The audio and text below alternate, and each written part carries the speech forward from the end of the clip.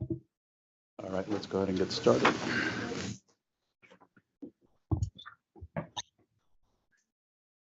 Good morning, everyone, and welcome to SCAG's Energy and Environmental Committee meeting for Thursday, October 5th.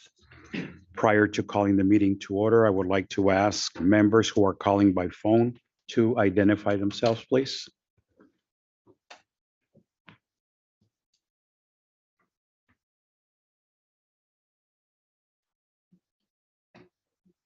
Okay, seem to be none. As a reminder, if a member of this body is attending remotely, but it is not at a location specified on the agenda, they may observe and comment as a member of the public, but may not participate in any member discussion of this voting body. The meeting of the Energy and Environmental Committee is now called to order. If the Honorable Jennifer Stark will please lead us in the pledge. Turn on your microphone. Please rise and join me for the pledge. I pledge allegiance To the flag of the United States of America and to the republic for which it stands, one nation, under God, indivisible, with liberty and justice for all. Thank you, Ms. Stark. Prior to starting the meeting, we did confirm that we had a quorum, but double check just to make sure procedurally we're still safe. Yes, we have quorum. Thank you. We are holding this meeting in compliance with the Brown Act rules relating to telephonic video conferencing meetings. SCAG offices are open for members of the public to attend and participate in person. Instructions for providing public comment have been provided in advance and are also included in the agenda packet. Just a reminder to reduce background noise, please ensure that your microphone is muted before and or after each use. At this time, we will go ahead and go to public comment. I will now open the public comment period of this meeting. This is a time for members of the public to offer comments on matters that are within SCAG's jurisdiction, but are not specifically listed on today's agenda. Staff, do we have any written public comments that came in after the deadline of 5 p.m. on the 4th? We have no public comments. Thank you. Do we have any members of the public who wish to speak? And first we'll go to in-person speakers. Nobody at the podium, no hands being raised. Madam Clerk, do we have anybody that indicates at remote committee member locations that wants to speak? I see no raised hands. And public attendance, virtual raised hands?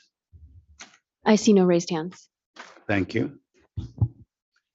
Well, then appearing to be no public comment for today's meeting, I will go ahead and close the public comment period for matters not listed on the agenda.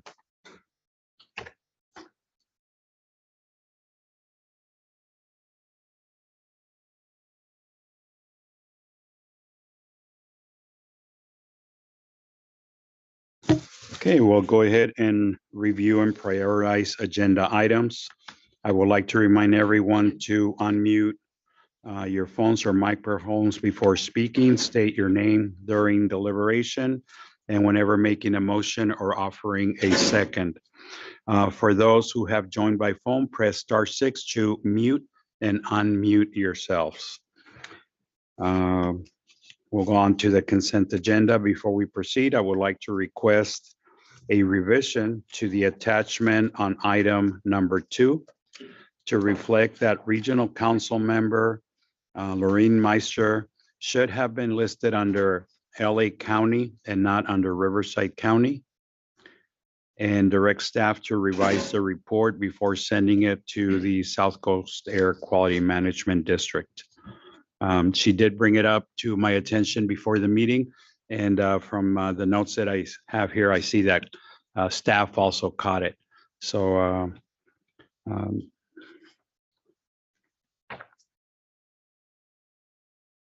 So now on the consent agenda, do we have any members of the public who wish to speak on this item?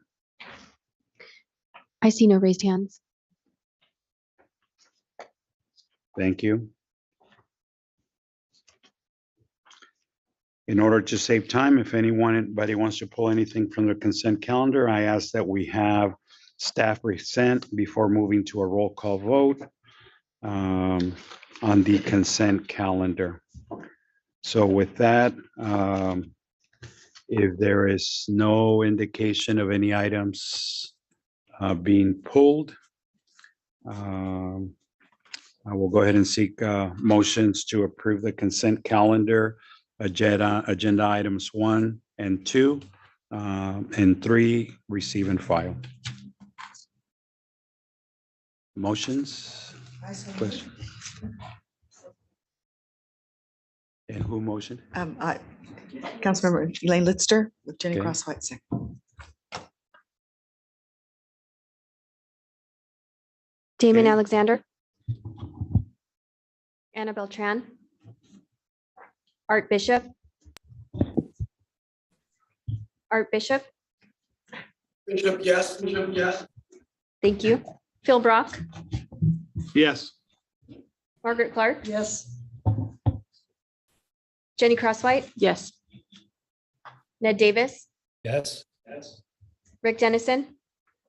Dennison, yes. Dennison, yes. Sherry Horn. Warren, yes. Warren, yes. Britt Huff. Yes. Yes. Dan Kelmick. Aye. Aye. Aye. Aye. Thank you. Joe Kelmick. Yes. Yes. Elaine Litzer. Yes. Vianney Lopez. Vianney Lopez. Yes. Yes. Thank you. Lauren Meister. Yes. Oscar Ortiz. Luis Blancarte. Blancarte, yes. Daniel Ramos. Deborah Robertson. Jeanette Sanchez Palacios. Yes. Yes. Jennifer Stark. Stark, yes. Tamala Takashi. Yes. Yes. Connor Trout. Yes. Yes. Stephanie Bergen. Yes. Yes. Dale Welty. Yes. Yes. Thank you. Chair, the motion for consent calendar passes with 19 votes yes, no votes no, and 0 abstentions. Thank you. Moving right along, we'll go on to our action item calendar, Sustainable Communities Program, Civic Engagement, Equity, and Environmental Justice Award recommendation. You will find that on page number 30 of your agendas. Do we have any members of the public who wish to speak on this item? I see no raised hands. Not online, none in person. At this time, I would like to go ahead and welcome Mr. Ryan Wolf, his first meeting joining us up here, I believe. He will go ahead and do the introduction. Thank you, Supervisor Pancarte, and nice to be here and looking forward to working with all of you. I'd like to introduce Lindsay Nolan, who will lead us through this item. Thank you. Hello. Good morning, everyone. My name is Lindsay Nolan. I'm a senior regional planner with SCAG, and I'm excited to share our award recommendations for the fourth call for applications for the Sustainable Communities Program, Civic Engagement, Equity, and Environmental Justice. Today, our recommended action for EEC is to recommend that the Regional Council approve the 2020 Sustainable Communities Program, Civic Engagement, Equity, and Environmental Justice award recommendations and authorize staff to initiate projects. The four main goals of this call are to support the development of plans to close the racial equity gap, support a range of land use and transportation planning activities, as well as housing supportive infrastructure projects, prioritize efforts that directly benefit priority populations, and encourage equitable partnerships between CBOs and local governments. This call includes two funding sources. The Housing and Land Use Strategies category is funded with Regional Early Action Planning Grants of 2021, or REAP 2.0, and has about $3 million available. Projects in this category must be located in an infill area, accelerate infill housing production, reduce vehicle miles traveled, affirmatively further fair housing, and implement Connect SoCal. The multimodal communities project category is funded with Senate Bill 1 or SB 1 and has about $2 million available. Projects in this category must reduce vehicle miles traveled, reduce greenhouse gas emissions, and implement Connect SoCal. Here's a quick overview of our timeline. We opened the call on April 12th with an original deadline of May 15th, but we extended it to June 5th after multiple requests from applicants. We sent out our conditional award letters in August, and today, as you know, we're seeking approval of this recommended award list. And further down the line, we are expecting all final work and invoice submissions to come in by December 31st, 2025. On the screen, we have the scoring rubric, which we used for our evaluation. I won't go too far into detail, but as you can see, we did structure the application and scoring criteria to reflect those overall program goals that I mentioned earlier. So next up, I'll provide a high-level overview of the proposals that we received. After closing the call on June 5th, we received 17 proposals in total with about $6.9 million requested overall. Broken down by project category / funding source, we received 9 in the housing and land use category with $3.9 million requested. In the multimodal communities category, we received 8 applications with about $3 million requested. Broken down by county, we received and are recommending for award projects in 5 of the 6 SCAG counties, with unfortunately no applications in either project category coming from Imperial.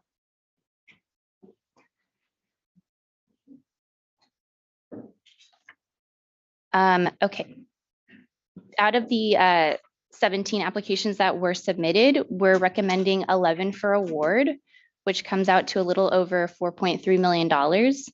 By county, we're recommending to fund 5 in the LA County, or in LA County, 2 in Orange, 2 in Riverside, 1 in San Bernardino, and 1 in Ventura. All 6 projects that are not being recommended for award come from LA County, which submitted about 11 projects in total.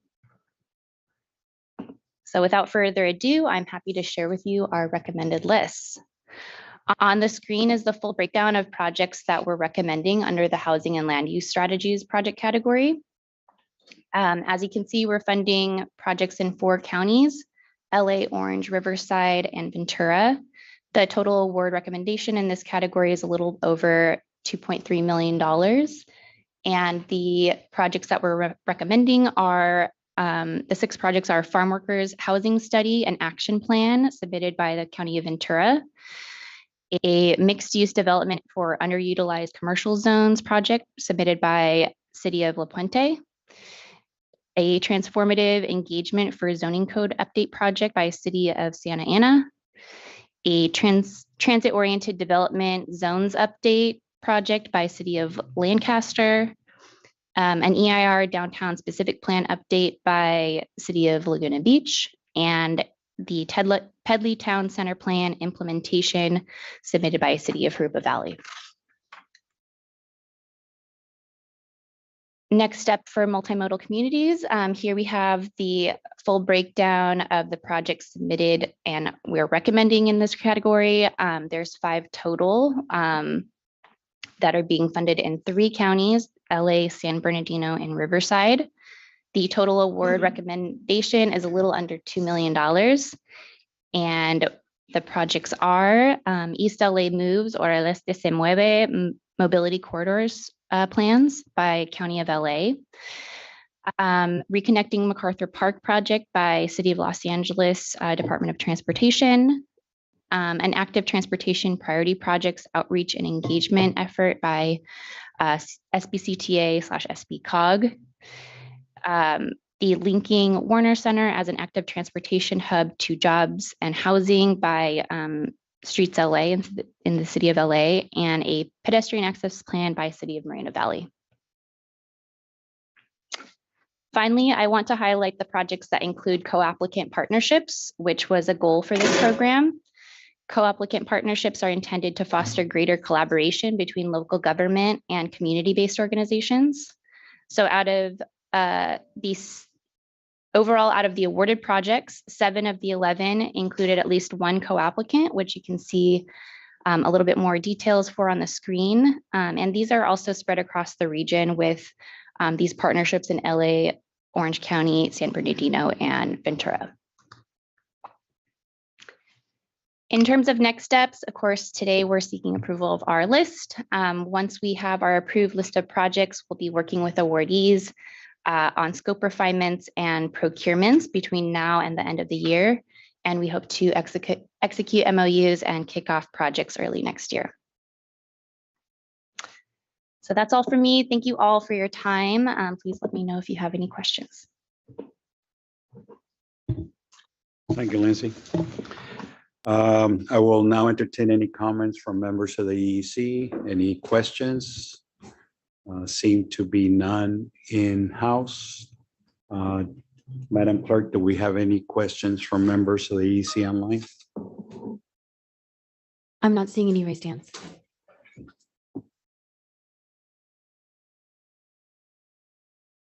Okay, being none, we'll go ahead and entertain public comments. Is there any virtual indications of public comment? I'm not seeing any raised hands. Okay, being none, we'll go ahead and bring it back to this body. Like to ask for a motion that the Energy and Environmental Committee recommend that the Regional Council approve the 2020 Sustainable Communities Program, Civic Robertson, Engagement, move. Equity, and Environmental. Okay, we have a second by the Honorable Mayor Roberts, a second. No, I moved and I think Rick seconded me. Okay, we have a second. Madam Clerk, let's go ahead and do a roll call vote. I just wanted to confirm I have Robertson as the motion and Rick Dennison as a second. Yes. No? Yes? Brock is the second. Brock was the second. Oh, Brock was the second. Thank you. Okay, I will begin with roll call. Damon Alexander. Anna Beltran. Art Bishop. Art Bishop, yes. Yes. Phil Brock. Yes. Margaret Yes. Clark. Thank you. Margaret Clark. Thank you. Jenny Crosswhite. Yes. Ned Davis. Yes. Yes. Rick Dennison. Dennison, yes. Dennison, yes. Sherry Horn. Horn, yes. Britt Huff. Huff, yes. Dan Kalmick. Aye. Thank you. Joe Kalmick. Aye. Aye. Elaine Litzer. Yes. Vianney Lopez. Yes. Lauren Meister. Yes. Oscar Ortiz. Luis Blancarte. Blancarte, yes. Daniel Ramos. Ramos, yes. Thank you. Deborah Robertson. Yes. Jeanette Sanchez Palacios. Yes. Jennifer Stark. Yes. Tamala Takashi. Yes. Connor Trout. Yes. Stephanie Bergen. Yes. Dan Welty. Yes. Thank you. Mr. Chair, the motion for item 4 passes with 23 votes yes, 0 votes no, and 0 abstentions. Thank you. We will now go on to informational items. Item number 5, Energy and Environmental Committee Outlook and Future Agenda Items. You will find this on page 44 of your agendas. At this time, we will go ahead and look at public comment on this item. Do we have, seems to be nobody here in chambers. Do we have any member of the public online indicating they wish to make comment? I'm seeing no raised hands. Okay. With that, I will go ahead and call on Ryan Wolf to introduce himself as the presenter and of the Resilient Development Program, Manager of Sustainable and Resilient Development Programs. Ryan? Thank you, Supervisor. It doesn't quite roll off the tongue, so I stumble over that name of the department as well frequently. Ryan Wolf, Manager of the Sustainable and Resilient Development Department. Nice to be here. I'm also the new planning lead, so obviously looking forward to working with you all and supporting you. So, please feel free to reach out for support on your various issues. And this item, what we'd like to discuss today is what we will actually be looking at over the next many months in here. And we have essentially, over the past couple of years, we've identified a variety of priorities. We met with the chair and the vice chair through the EAC retreat process and came up with a number of items which we would like to bring before you over the coming months. Some of these address a variety of things. Some of them are really linked towards our plan. Some of them are linked to local assistance, and some of them are linked to regional updates. So let's go to the next slide, please.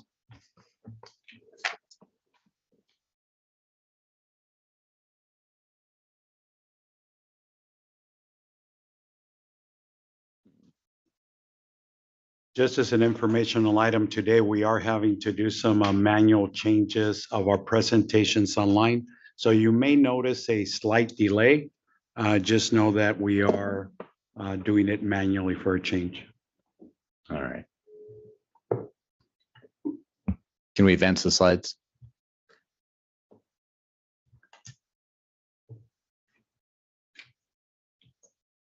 All right. Well, while we're getting the technical difficulties worked out, just note that in your packet there on page 47, we can walk through it until we get it addressed. So the second slide in this is the Energy and Environment Committee. This is basically the key priorities that have been identified coming over the next year.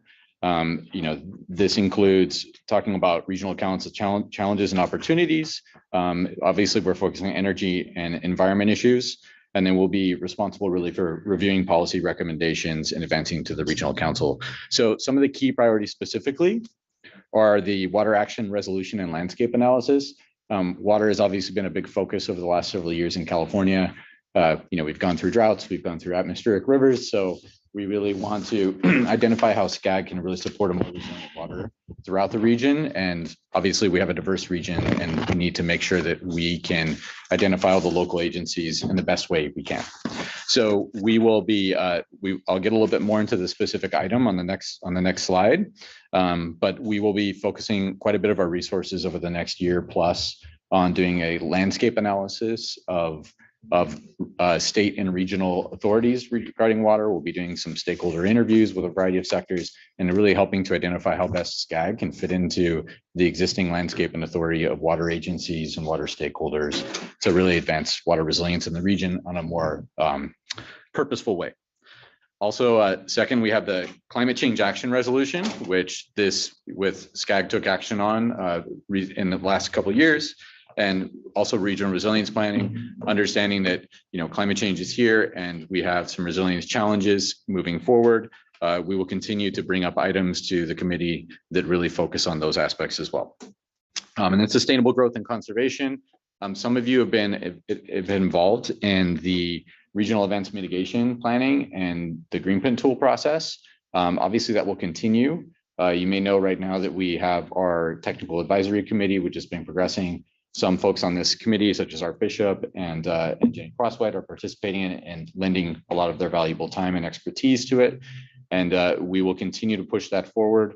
I will get into a change in schedule on the next slide for you, but that is a key component to supporting our regional events mitigation, which provides an opportunity to help agencies identify very early on in their planning processes, opportunities to pursue conservation that can help streamline project permitting, save money, and also align with regional policy to support conservation planning.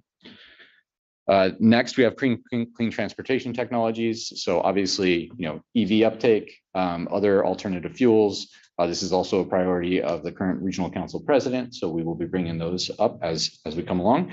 And then finally, climate action and resilience funding.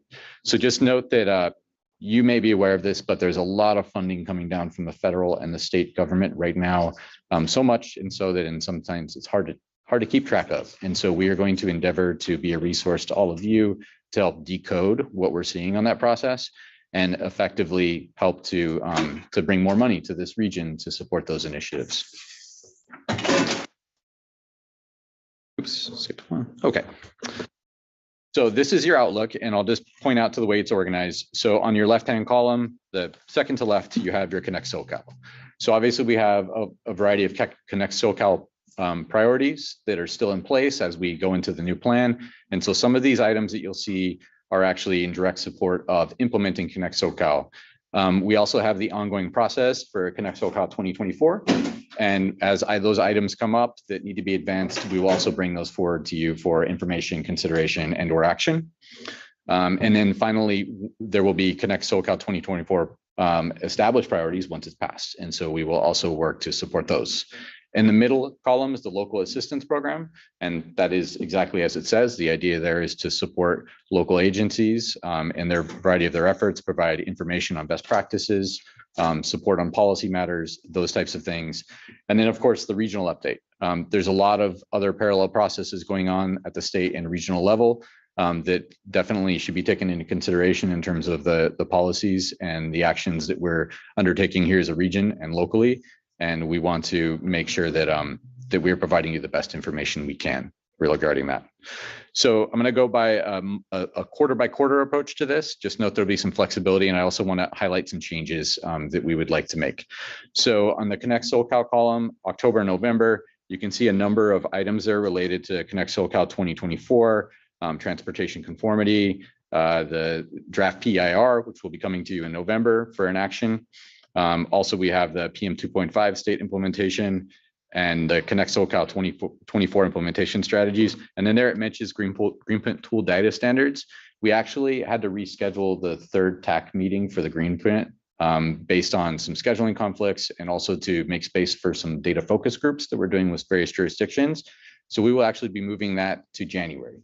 And that will be coming to you in January for an action. And essentially, we will be asking you to consider some draft data standards that we have been working on and to get your input and feedback. And then the idea is to move that on to regional council come February.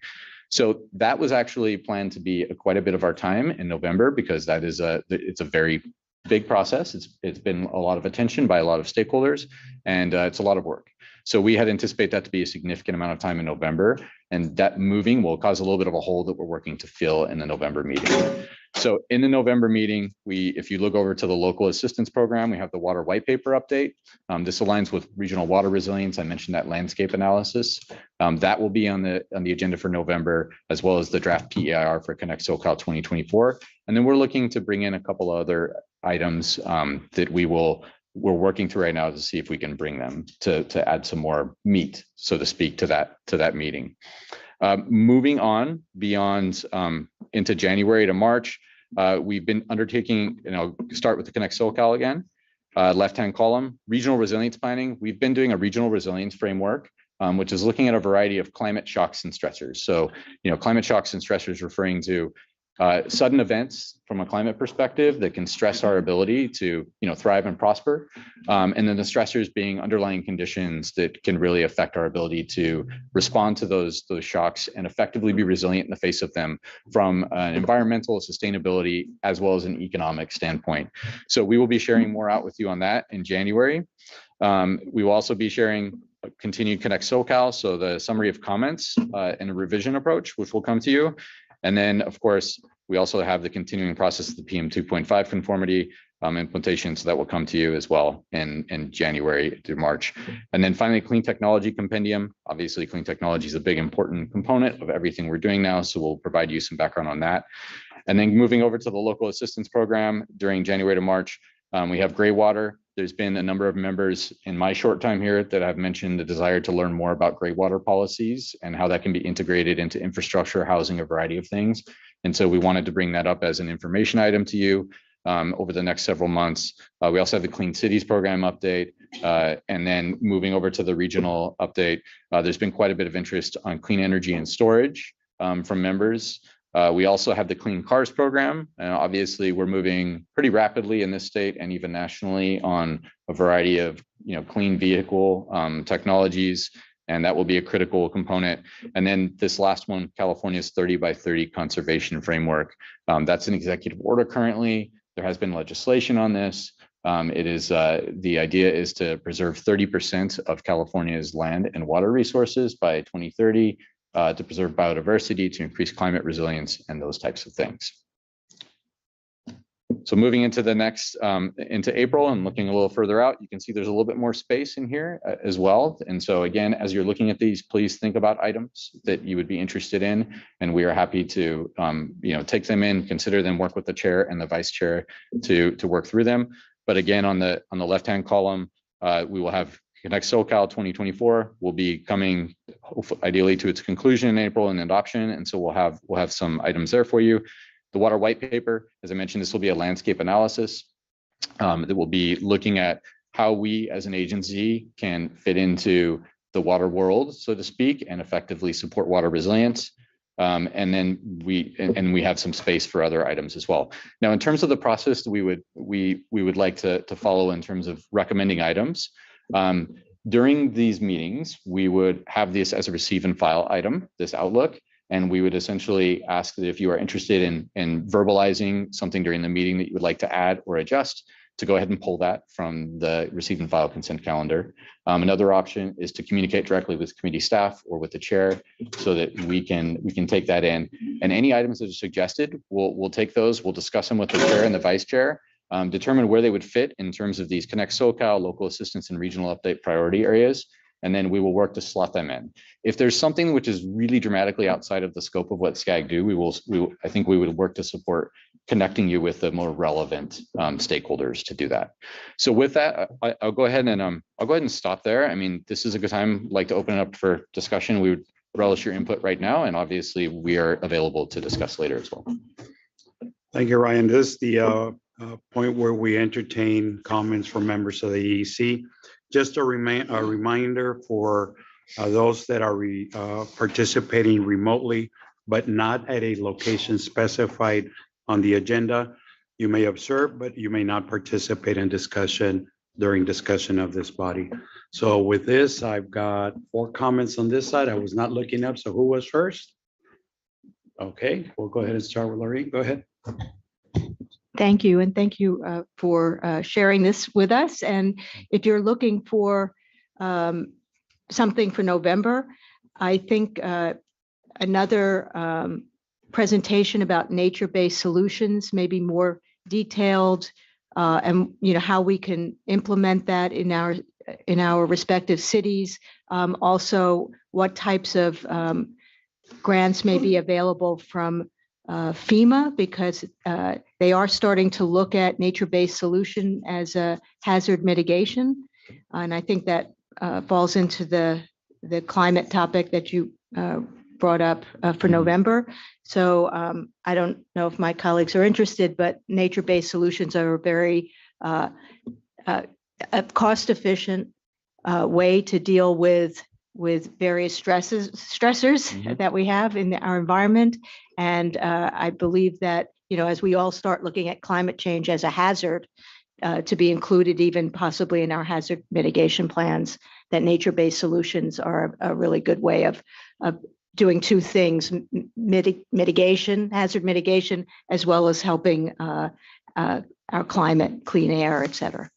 And just a follow-up question, are there any particular areas of nature-based solutions, just recognizing it's a pretty broad spectrum, that you would be interested in? Yeah, I mean, I think dealing with the types of hazards that each of our communities have. So, you have, flooding and fires and,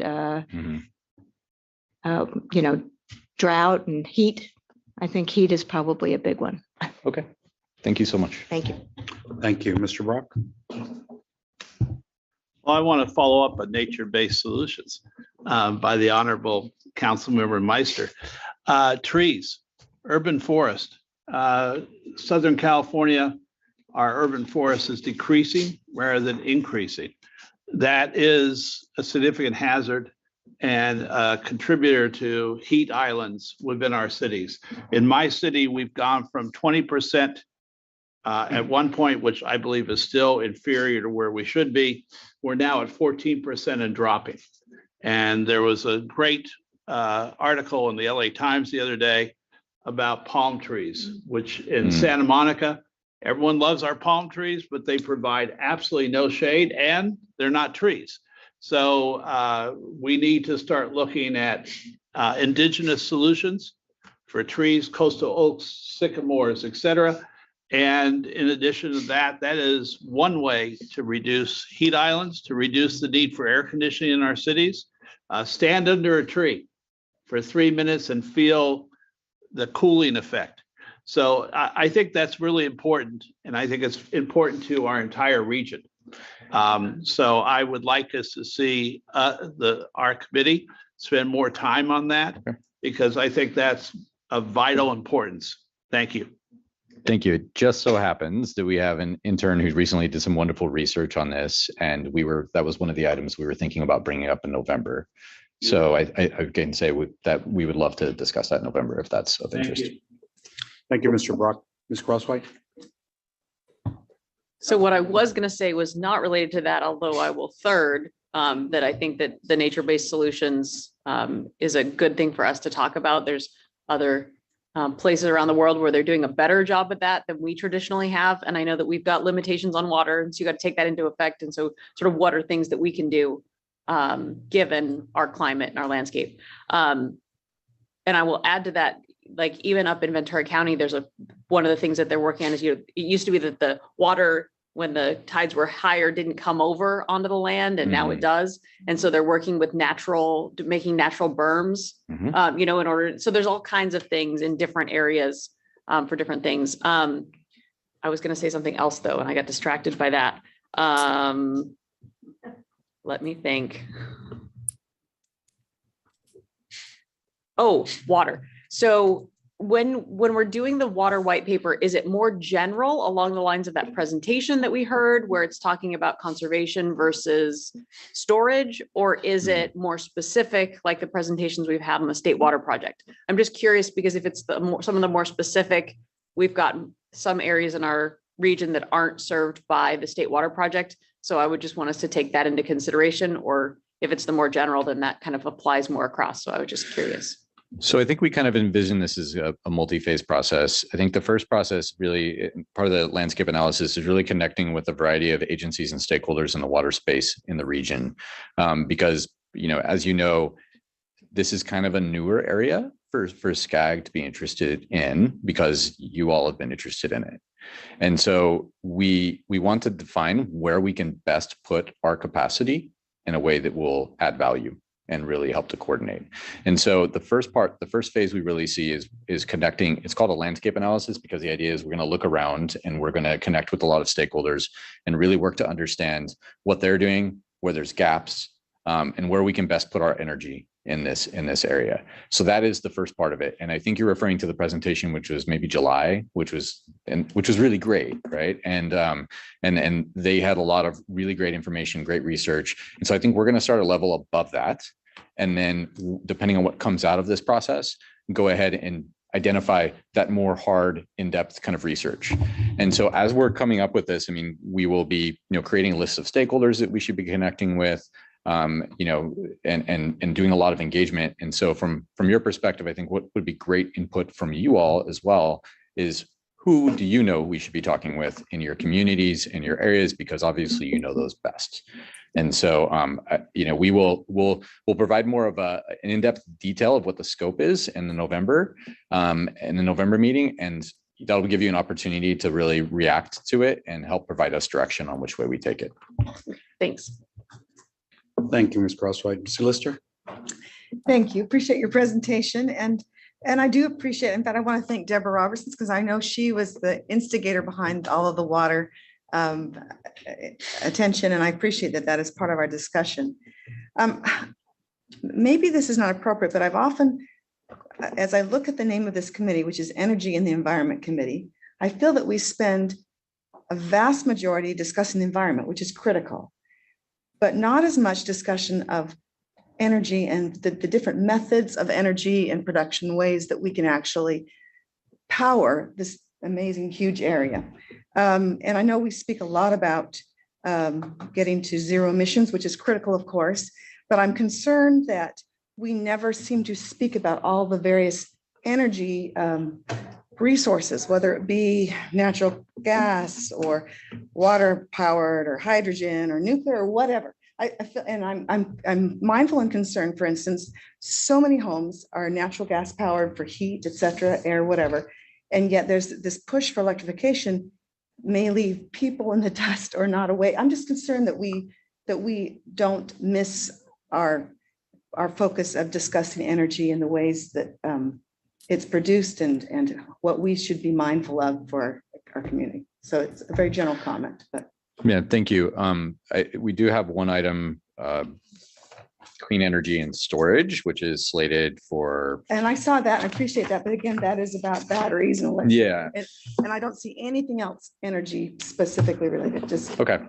I just want us to be, not miss that. Yeah, let us take that back and think about it a little bit, and because that's such a broad. Oh, I recognize that. Yeah. So we'll have to think about how we might weave that in a way which is, not the 30,000 foot level, but just maybe more relevant to, our region. I would appreciate that. Okay. Thank you. Thank you, Ms. Lister. Ms. Clark? Yes, I totally agree on the balanced energy for natural gas and how all electric would hurt the low-income communities that we just passed a huge thing on. And, but what I wanted to say also is on the trees, clean the air and reduce the heat island effect. And the unintended consequences, this is one of my things for years, you who know me a long time. And some of the bills, the housing bills that they're passing in Sacramento are actually hurting the environment because they don't require backyards, side yards, so they're not going to have any trees. And I won't go into my own, we have a huge tree in front of our house. We don't have air conditioning. We don't need it because it keeps the, it's just balanced. It's so well placed. But if you take trees away, you're going to need more energy. And the low income people are going to suffer more. So that's my passion. Thank you. Thank you, Ms. Clark. Last in the room, we'll go to Mr. Edward Wilson, and then we'll go online to those who have raised their hand. Thank you. And I really do appreciate this. I love SCAG because it's planning, right?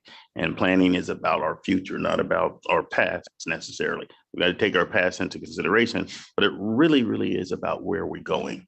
And so I think, when I look at this, I envision an open air biosphere, right? Where we're as a city or as a community or as a region, we're self-sustaining as much as possible. Right, because that helps the environment too. The less things that are imported, and for the active daily life, the better we are, because then we don't have all those transportation issues going on. But one of the things I was thinking about as you're saying this, and you're talking about who to talk to, as in to the point of the nature solutions. As a city, we adopted a tree master plan. Right. And what we did is we went and we surveyed all of our trees in the city and documented what they were, where they were, how old they are, what condition they're in. And then we came up with the plan with what do we want to see, right? And which trees are in the appropriate place and which ones are not. And how many more do we need? And we got a plan, and we have a plan that to actually plant like over 1,000 trees in Signal Hill. Signal Hill small, 2.2 miles, but I think that's important. I think one of the stakeholders to talk to is the city and the survey, and hey, what are you doing on these issues, right? And that at least gives us a baseline as to what's going on in our region. And then where do we go from there? And also, more importantly, how do the cities view these items, Mm. right? Some cities are more favorable to certain things than others, right? And so that's going to have a determining factor on how we progress as well. So I think those are some of the things we could do. And I do think we also need to address energy more too, because I've said that since I've been on. And you know, Signal Hill was founded on oil. And oil is currently not one of the positive forms of energy, right? Yet we still need it every single day, right? For everything where we're building, we need it. Yeah, how many people would give up their cell phone? That's probably zero, right? And that's a product of a byproduct of oil, right? So if we're going to totally eliminate certain things, at least moving in that direction, then we also have to talk about how we're going to replace it. What are the products going to be replaced with that need that particular source or resource to function or to be produced? So I think it is a big question, but I think it's something that we have to actually start thinking about and having conversations about. Great, thank you. And just wanted to say I'm a neighbor in Long Beach. Well, you know, we do have the best view of Long Beach. Yes, you do. Okay, one quick clarification in the room before we go on to those online. Yep, thank you. I just also wanted to follow up on the comment about what's happening at the state level with housing. And I totally agree that what's happening is that housing and environment have become competing interests.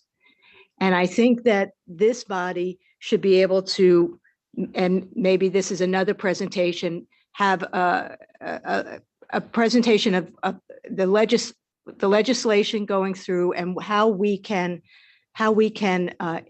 affect that by taking some kind of position about consideration of climate and the environment as we move forward with the other interest of increasing housing. There's got to, basically the state has tied our hands. As long as something meets the state law, we can't do anything at the city level or very little. And what's happening now is we're hurting our environment. So there's got to be a balance of these competing interests. And maybe one of our goals should be to see how can we bring some positive change that accomplishes both goals. Thank you. Madam Clerk, you've got a better visibility into our line participants and who came in and what order. So I will ask you to help me with that.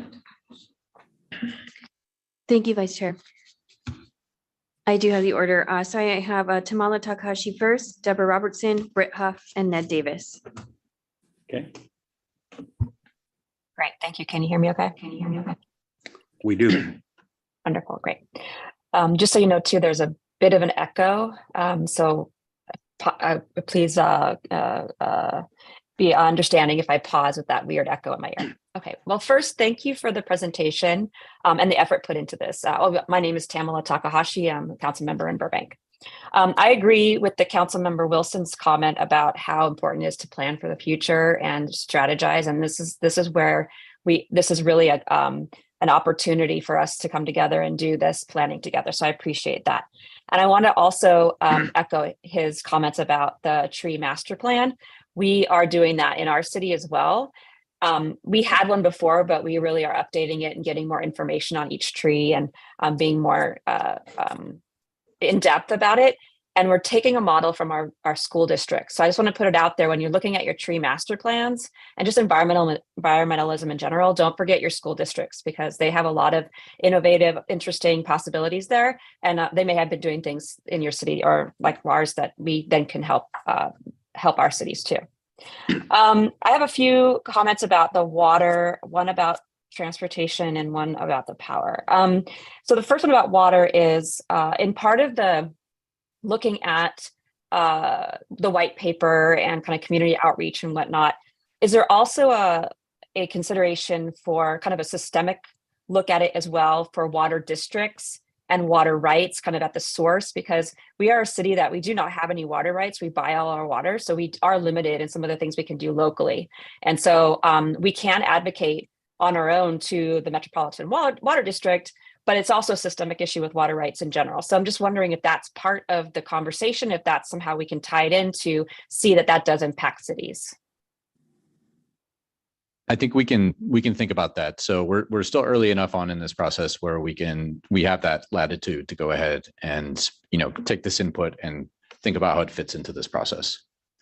Great, thank you. Yeah, I'd recommend contacting Metropolitan Water District. I'm not sure what the other districts are off the top of my head, but I think that their partnership is incredibly important because of the way that how much impact they have on the distribution of water and the policies at that level. One of the other speakers mentioned about low income and fixed income, traditionally excluded communities. I would also like to put renters in there, because renters often do not have control of their conservation choices. And so giving them more ability to advocate on their behalf to be able to, they live in their units. And so they know when when it's important to update, and the landlords may not be as accessible. And specifically around the areas of gray water, recycled water, upgrades to different appliances in the units, and any kind of policy that's required in the city, that's adopted in the city. These will impact these populations differently because they may not have the resources to comply. They may not have the understanding of how to comply, and they may not have a choice. So I think that just keeping that in mind, that oftentimes policy that requires people to change practices is easier to do for those in privileged areas and more difficult to do for folks that are not. And then the last item I had, is there any consideration in these discussions about advanced water recycling and making, we have recycling water that we use for lawns and whatnot in green space, but advanced water recycling recycles water to be potable. And that's technology that it's a little bit expensive right now, but it's definitely available. And the more that we seek it out and try to adopt it, the more that there will be an incentive to provide lower cost accessibility. So any thought about advanced water recycling? I'm not as familiar with it, but we can look into it. And I think we could either roll it into the gray water item perhaps and readjust that one to be a little bit more comprehensive. That might be a good option. So we can bring more information back to you. Great. So gray water tends to be localized, like each residential unit collects their own gray water and then reuses it. Whereas advanced water recycling is the entire system that takes the sewage water and recycles it to be potable. And that's so I totally understand putting it together in this similar discussion, but they are two separate processes, just so you know. Yeah, that makes sense. So I go ahead. Okay, great. Thank you so much. And then one of the previous speakers spoke about the housing and increased housing and how it impacts the environment. And I absolutely agree. And one of the things that I think might be important to include in this discussion is the implementation or consideration of implementation of 15-minute neighborhood policies locally. So as we are adding housing, one of the so trees and the canopy is definitely a part of that. And our city has adopted a local policy that any new housing has to include that in their development. But there's also the issue of when you build a lot of housing, that may require them to increase their vehicle miles traveled and increase other usage of transportation that may cause more of an impact on the environment. So 15-minute neighborhoods that are walkable, bikeable, or accessible by bus, those reduce the environmental impact of increased housing because the folks in that neighborhood can just stay in their neighborhood to do all the things they need to do. So that is a growing kind of planning policy position that a lot of cities are adopting across the nation that to counterbalance the rapid increase of housing. Can we include that possibly the 15-minute city concept into our 15-minute neighborhood concept into our discussions? Certainly. So the 15-minute communities concept is a key part of our Connect SoCal 2024 approach. So it very much aligns with the ongoing discussions related to that. So we can definitely pull that in. And I think it would just be what aspect of 15-minute communities are we looking at more comprehensively, or are you more interested in certain aspects of it, such as, you know, the like urban greening component or more comprehensive view? Right.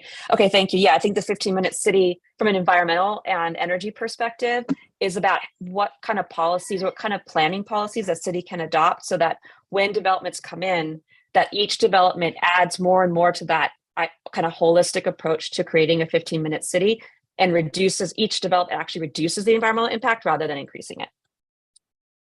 All right. And the last thing I want to just point out, somebody brought up power and energy, which is that's such a big monster of a topic. But I did want to mention that in Burbank, we have a power plant here, our Magnolia plant, which is self-sustaining and is duplicated so that there's almost zero power outages. And I think it just might be interesting to add them in the discussion about power, just to have them on the list of people to contact, Burbank Water and Power and the Magnolia plant. We have, I think, 6 cities who buy power from that plant. And that's an interesting model to consider. And also BWP in general is looking at different ways for local solar energy to be stored in kind of innovative ways. So BWP is doing some stuff around power that I think if I'm sure they'd be very happy to talk with anyone in this study or in another jurisdiction who'd like to chat with them. So thank you for allowing me to ask my questions. Thank you. What do we have next? Next would be Deborah Robertson. Thank you. Thank you. Good morning, everyone. Really appreciate the conversation. I'm sorry that I wasn't able to be there physically in the room. I just got back from Atlanta last night, where I was a part of an inaugural development of a P3 council for the U.S. Conference of Mayors. And boy, did I get additional things to add to this conversation. Really excited about all of the things that have came up. Thank you guys for acknowledging how we push to get water as a conversation, to be a part of it being a critical resource to having a direction that we have to all create certain levels of housing in California.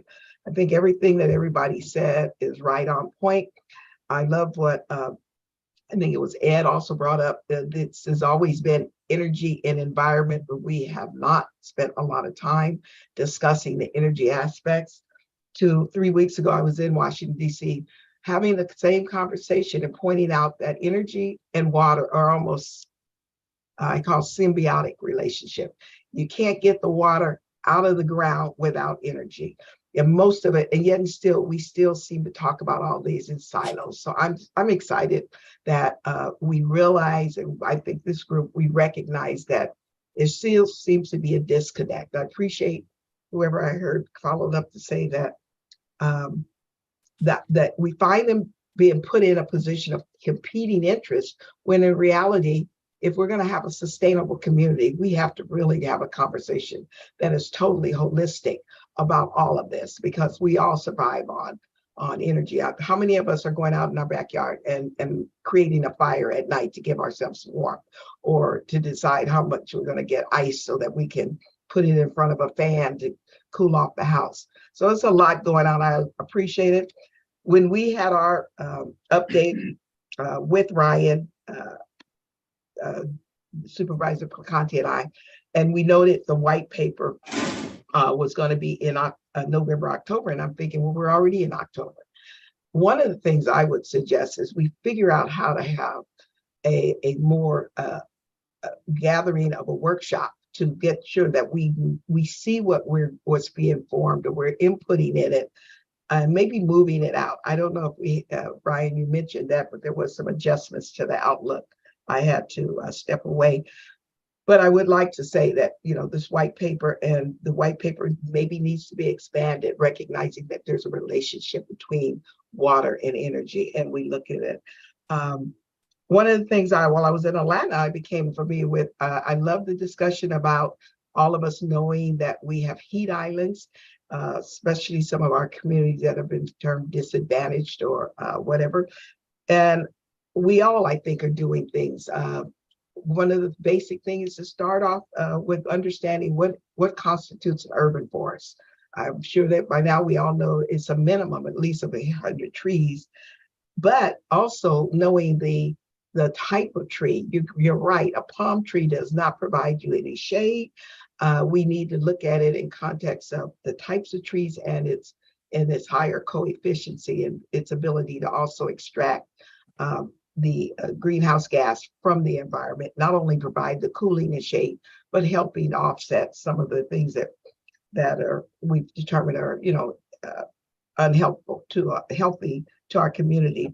So I would say that I absolutely agree. Collaboration with your school districts.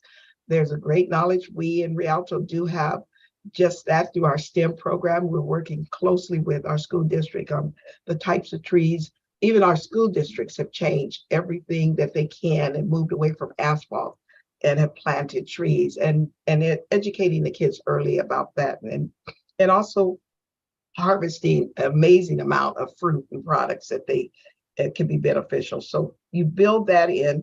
One of the things I just discovered this week while I was there for 3 days is the ability, when we talk about gray water and using it, I don't know how many of you have what we call a brine line, a line where, sometimes it's beyond what you can put in the gray water. We have it, and it allows for a very high intense water that has to be disposed of. Well, while I was back east, I discovered that a couple of cities are using that, and they take it and they add different other things, and it becomes a high nutrient type of a water that can be used to help to further grow the trees and keep the whole. I had a 10-minute session on the chemistry of how trees grow and grow sometimes when they're growing up against slate rock or whatever they have in the East Coast, which was definitely different from what I tend to see here in California. So I would hope that we give that some consideration as we talk about it. And, and start with our development plans and look at our palette that we have with developers and requesting what they're putting around the developments.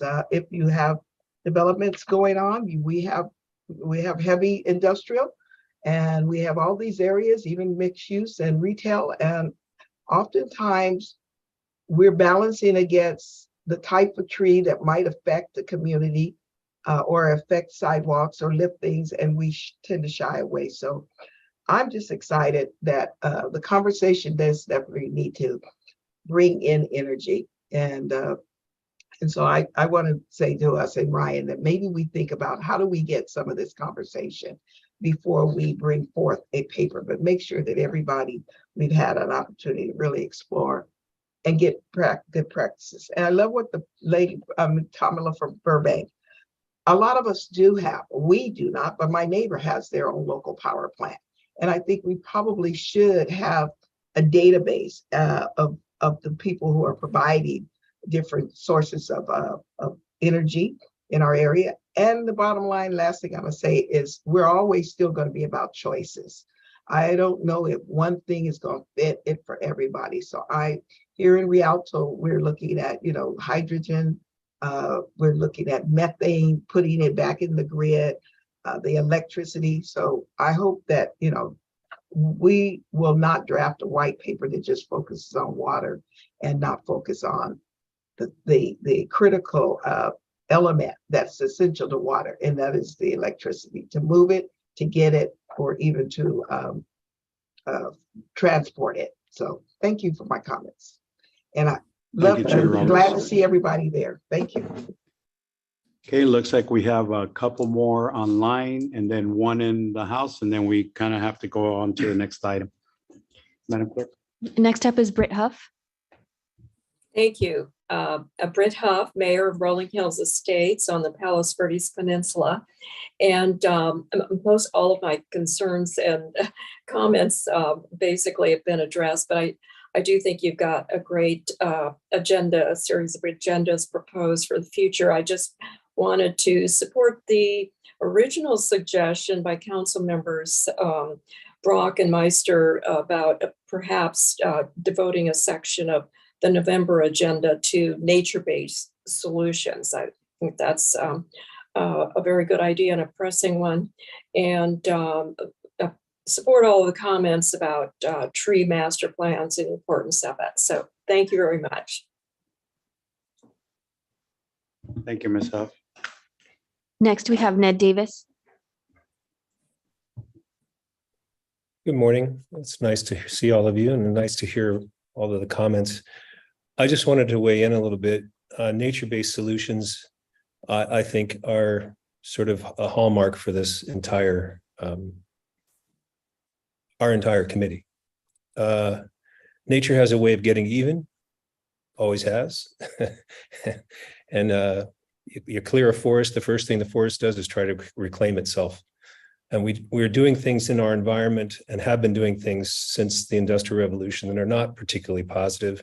We think they're okay because everything seems to be such an abundance that we can just keep mining and keep cutting and keep paving and not have any consequence. So I'm gratified that I've lived long enough to see a change in attitude.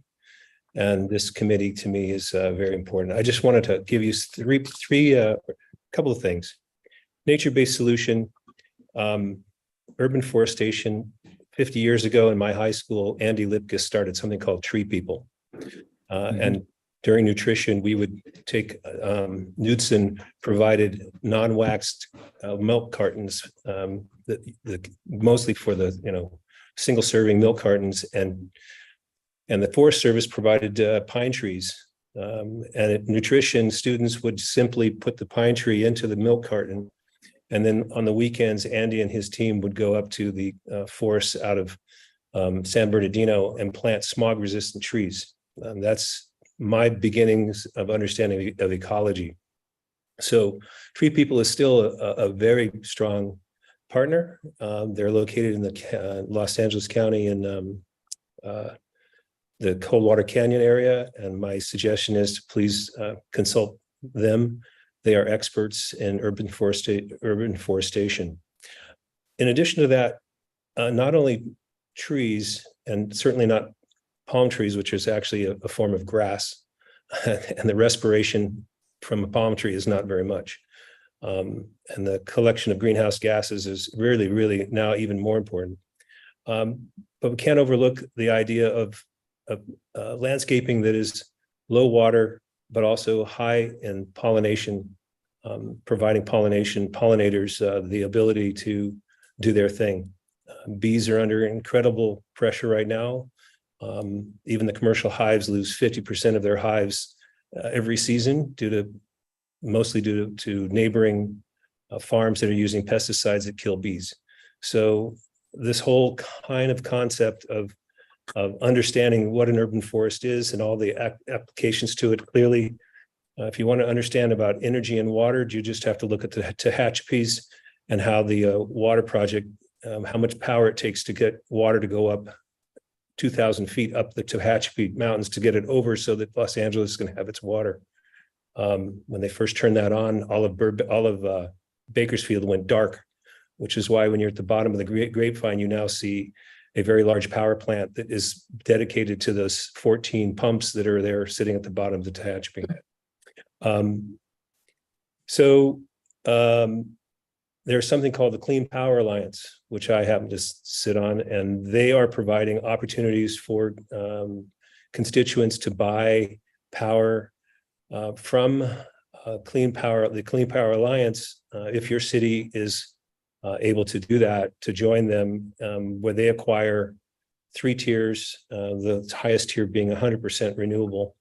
The Clean Power Alliance is an option, and that group should be consulted as well.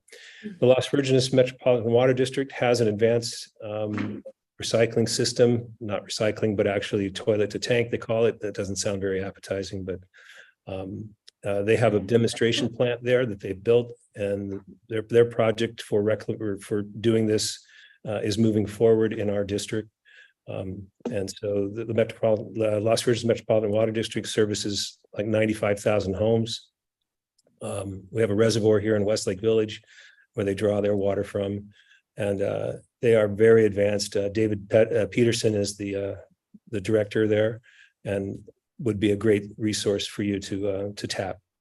No pun intended. Okay, so that's my point. Thanks for letting me speak my mind, and I appreciate your comments. Thank you, Mr. Davis. We have two more speakers. Dale Welty is next, followed by Art Bishop. I just have, this Dale Welty, I have a quick comment about gray water and being aware of local conditions. The watershed we live in probably water hasn't left our watershed in probably 30 years.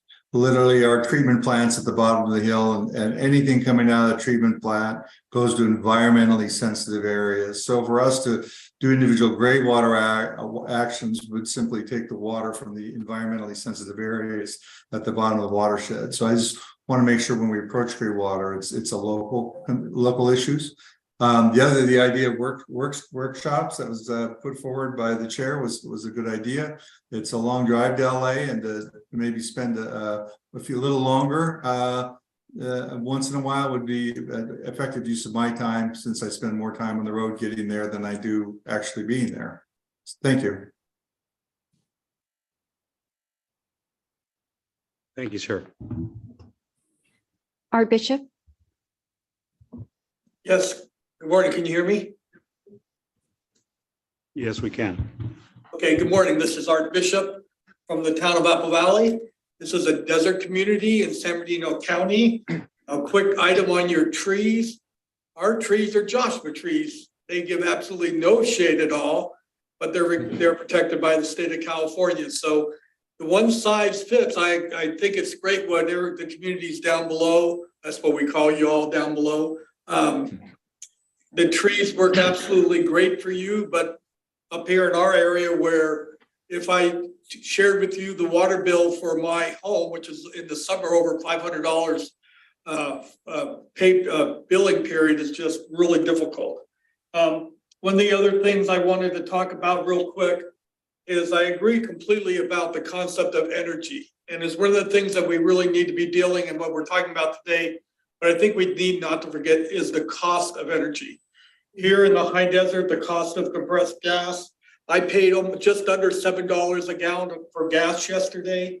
And the cost of electric for their air conditioning is absolutely killing my residents, and it's causing a lot of residents to leave not only the area, but the state. And that's not what we're looking for.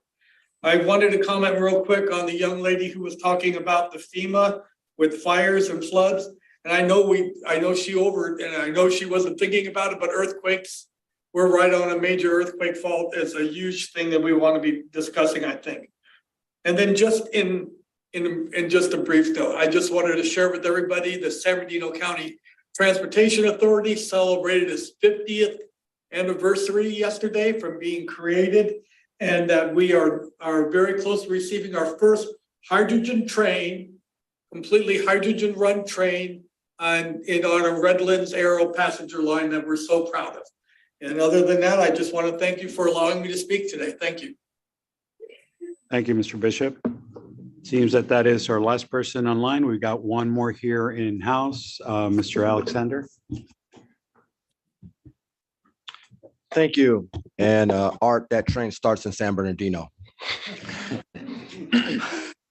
I just would like to say again about energy. I don't know if you can, we have an anaerobic digester. Are you familiar with that type of energy? If you can do that type of energy, because it produces manure, it produces gray water, it produces energy, it produces all of that. So if you can bring something forth with that, that'll be great. I would really appreciate that. I believe our committee would appreciate that too.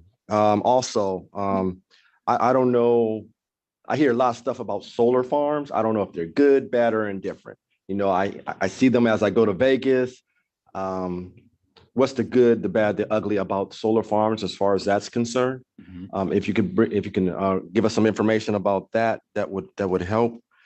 And and SB 1383, which is residential organic waste, which we all have to deal with, which again feeds into anaerobic digesters and how we can deal with that. Thank you. Thank you, sir. We do have two more comments. We did allow 30 minutes for this item. We're coming up in an hour. So if you can keep them brief, I'd appreciate it. Ms. Meister? Thank you. I will keep it very brief about water. There are two things in construction sites, particularly in cities that have a high water table. There's a lot of dewatering going on, and it can go on for months, years, and hundreds of gallons of groundwater and the water that they're trying to remove from the site goes into the storm drain and not utilized. So that's something I would like to look into on our water discussion, as well as any new options that we have for construction dust mitigation. Our developers use potable water for dust mitigation, and that should not be happening. So there needs to be alternatives. Thank you. Thank you, Mr. Brock. I wanted to elaborate on something someone else said and add a couple of other quick comments. First, in addition to tree ordinance master plans, I believe you also need to look at the private trees and develop an ordinance that also covers private trees in your community, because they're equally, if not more important, to your city's health. Secondly, I want to second Margaret Clark's comments about housing plan, and also Councilmember Meister. The state housing laws right now are absolutely eviscerating our urban forest. And with 4-foot frontage on, was it SB 9 or whatever it is, there's no way you can plant trees. And when we're building, in some cases, 500 units on a parcel, which we have now planned without our choice in Santa Monica, 5 or 6 trees does not make up for anything in that area. So we need to concentrate on that. And finally, I have to pat myself on the back a little bit, not myself, but my city. We just won a Putnam Award last week at Cal Cities for our SWIP facility. And the SWIP facility that we did in Santa Monica, I think should be duplicated in every city in California. Sustainable Water Infrastructure Project. We opened it last November. It captures up to 1 million gallons of storm water, dry weather runoff, brackish water, cleanses it, makes sure that the bad water does not hit our ocean, and also is used for gray water in our city. And it keeps contaminants away from the ocean. And eventually, as new developments come up, that water will be cycled into your toilet tanks to be used for flushing. So I think that's a really beneficial thing. We're one of the first in the state to do a full SWIP facility, and we're happy to offer tours and talk to you further about it. Thank you. Thank you, Mr. Brock. Okay, we'll now go to public comment, which comes after member comments. We'll start with those in person that wish to make comments. There seems to be none. Do we have any members of the public that wish to make comments that are at remote locations? I see no raised hands. Do we have any members of the public that are attending virtually themselves? I see no raised hands. Okay. So then, Mr. Wolf, I think you have some additions there to work on. So I appreciate this is an extremely rich discussion, and it's great to see, the breadth of interest and expertise on this. This is a lot, so we're going to take this back and kind of try to organize it and figure out a strategic way to bring these forward and address these. And we'll try to communicate back really clearly how we're going to try to integrate all these different parts into it. But I am extremely excited about the ability to bring a lot of these items forward and have these discussions with you. So looking forward to it. And it sounds like we may need to start these meetings an hour earlier Possibly. to get all those presentations, or 2. All right, thank you very much. We now move on to agenda item number 6, Orange County Sustainability Decathlon. Do we have any members of the public who wish to speak on this item? I see no raised hands. Okay, I don't see anybody here in-house. I'm going to call on Mr. Fred Smaller, professor at Chapman University, to provide us with information on this item. Hi, can you hear me and see me? Yes, both. Thank you so much for having me. It's an honor to be invited to speak to SCAG and particularly the Environmental Committee. I'll keep my remarks very brief. The first thing I want to give you is our URL, ocsd23.com. We received a $5 million grant from the state of California. We're the only area in the county in the state to get it. And currently, starting in about an hour, will be the Orange County Sustainability Decathlon. And the goal of this is to make all of Southern California the sustainability capital of the world. I sent out a flyer, but what you can do, given the comments that I've heard, and sustainability is an all-encompassing term, is to try and get our message out that this event goes from October 8th, from the 5th to the 8th, and then there are 3 days off, and then the 12th through the 15th at the Orange County Fair and Events Center in Costa Mesa. The event is free. There's a charge for parking. We can't control that. And there you will see 14 university homes that are meant to be sustainable and be concerned with all the environmental challenges that our state faces, fire and water and coastal erosion and all the things that you talked about. All of them use some type of gray water system and alternative energy. All of these comments are perfectly relevant. So if you could come, if your the constituents can come, if you can do whatever you can, it's not too late to get it on your webpage, because we believe that a couple of things. One, the climate change and environmental issues related to it will only be solved when they are addressed through education and local government. It's a bottom-up strategy. It's never going to work top-down. You can see what's going on in Washington today and what will happen in Dubai in November. It's local government that makes the difference, and you all know that. So here's an event, and Dave Min, the state senator, will be here. And my remarks to him are, we have to do this every 2 years, and it needs to be expanded. In addition to the 14 college teams, we have 4,600 school kids coming to view our numerous exhibits and events. So I'll stop there, except to say, you could really help me. The very fact that people come will allow me to tell the state Senate and the Assembly and the governor that the people of our area are very concerned with climate change and the environment. Thank you. Thank you, sir. We'll go ahead and bring this in for comment for members of the EEC. Just a reminder, if you are participating remotely and it's not a posted location, you are not able to participate. Do we have, I don't see any comment cards in the room. Madam Clerk, do we have any members online? Yes, we have one. Connor Trout. Yes, good morning. Connor Trout, member of the committee. I just wanted to make a brief comment about this amazing event.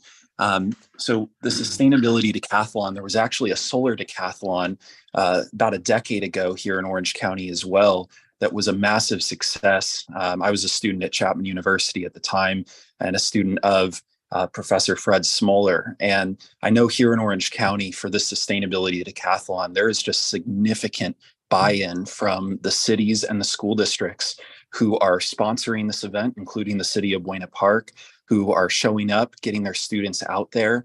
So I just wanted to make sure folks knew that to go to the OC Fairgrounds. That's where this is located. It's Thursday, Friday, Saturday, and Sunday for this weekend and next weekend. So it really is a terrific event to not just connect with folks in the industry, local government leaders, and send your students, but also to see these model homes. That really is, I think, one of the prides of this event on why we're becoming the sustainability capital is seeing all this innovative technology and design that was created by really young students, college students, and seeing what the future is going to look like for our communities here in Southern California. The crystal ball really is going to be these next 2 weekends to go look at the OC Fairgrounds. So just echoing some of the comments from Professor Fred Smoller, a really terrific event, and hopefully the first of many more to come. So thank you for the time to make these comments. Thank you, sir. If there are no additional members online wishing to make comments, we'll go ahead.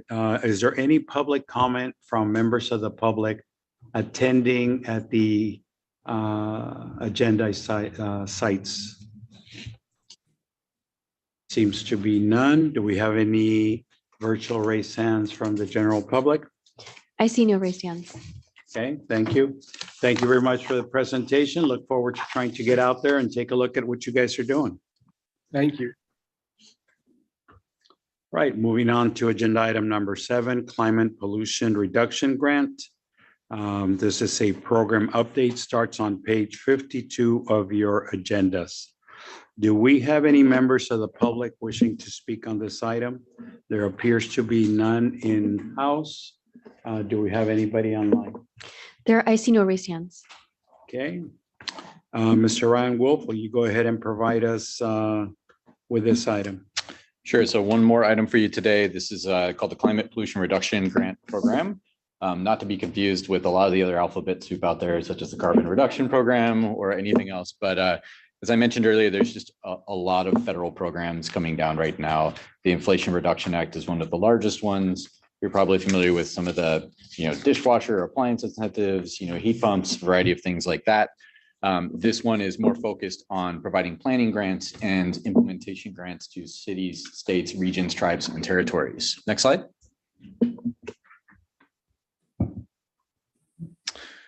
So on this slide, you can see, it makes historic investments in climate action. The chart on the right-hand side is probably not as easy to read, but just note without the Inflation Reduction Act, we are on track as a country to reduce emissions by 27% by 2030.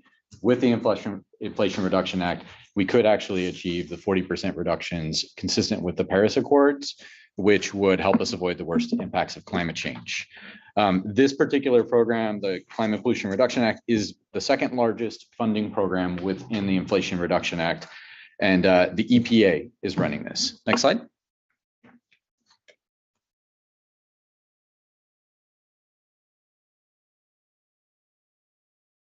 So this will be a $5 billion program. It's already underway. It was announced in spring. And the first thing it does, it has 2 phases. One is planning grants for states, regions, tribes, and territories to create climate action plans.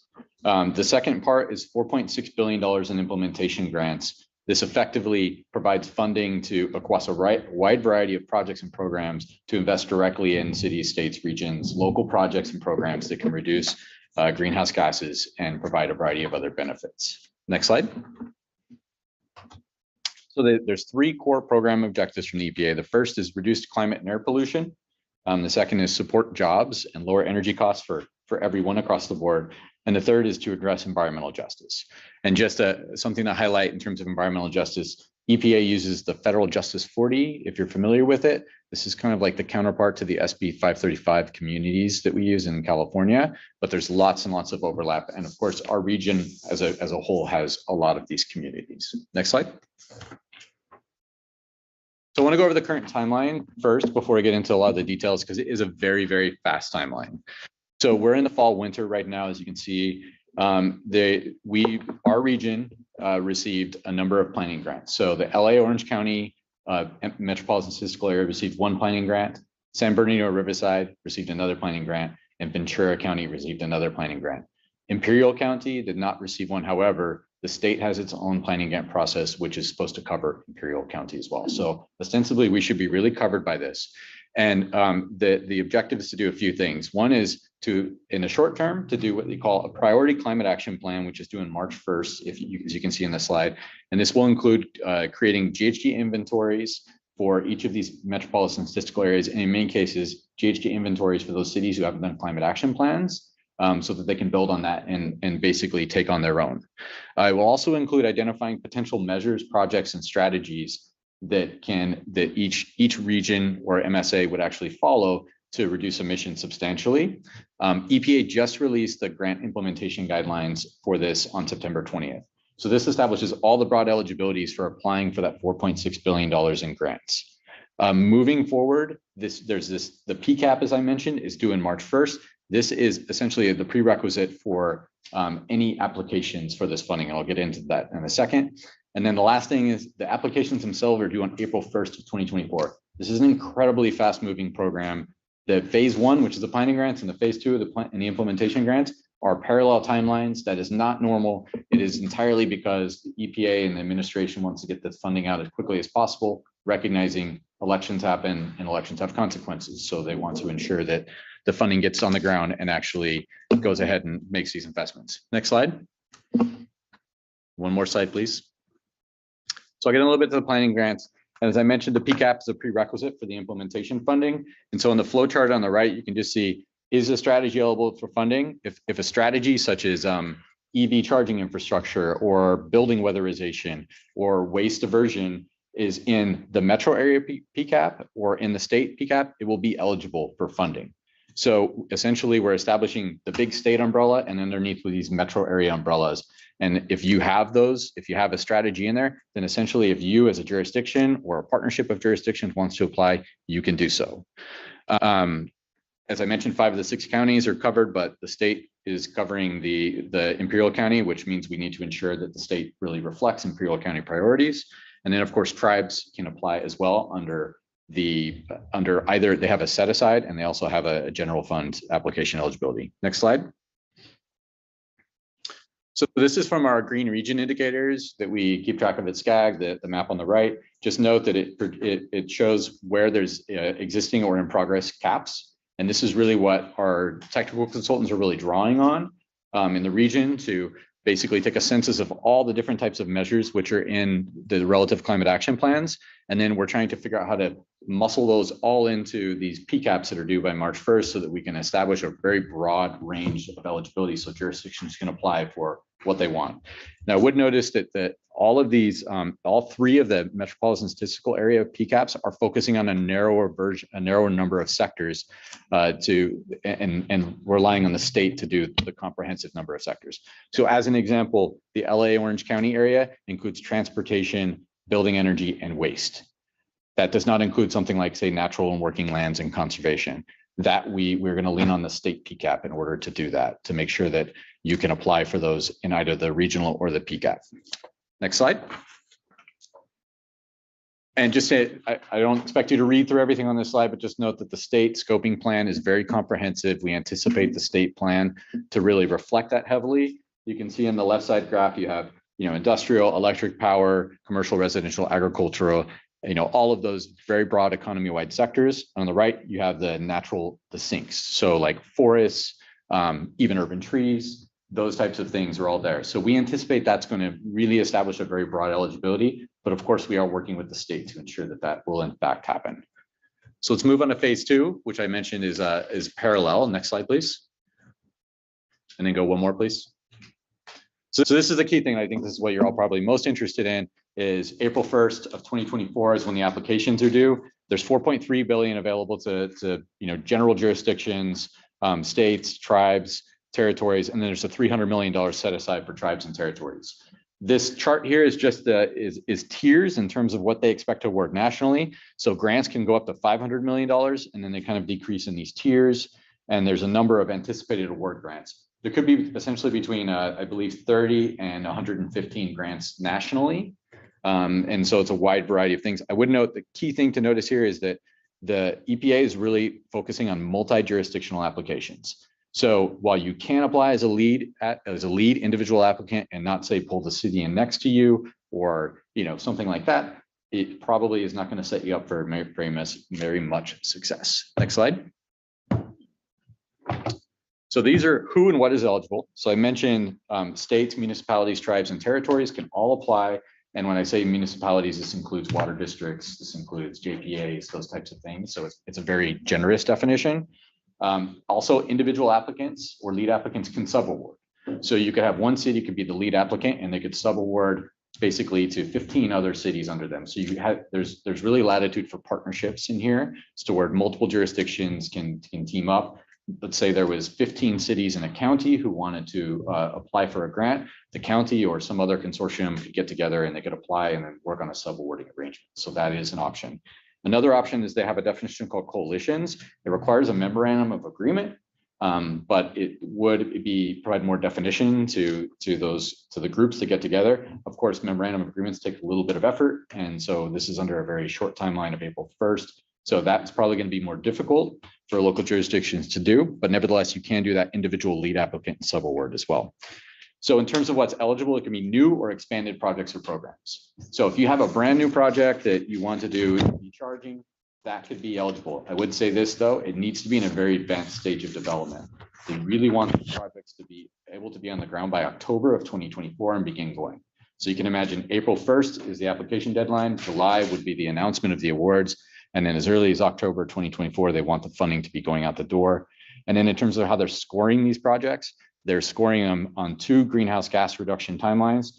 Greenhouse gases reductions between 2025 and 2030, and then between 2030 and 2050. So they really want near-term GHG reductions along with sustainable reductions moving forward. You can also do expanded projects and programs. So let's say you have a program that's in place that's doing EV charging, you're doing home weatherization, you're doing conservation. You could basically say, we've done this much, and if we had an extra 100 million, we could scale it up, and you could apply for something like that as well. I just really emphasize, I don't like to use the term shovel ready, but this is really kind of a shovel ready program. So think about it in that way. And then there's 7 eligible sectors. They really didn't keep you from applying for almost anything. They only give examples. They don't say there's not anything that's not eligible. So you can do transportation, electric power, industrial, waste and water, and sustainable materials, agricultural, and then carbon removal, which could be, large scale forest restoration projects. It could be wetlands. It could be, even urban tree planting, a variety of those things. So that is kind of that is generally the overall eligibility. And let's go to the next slide.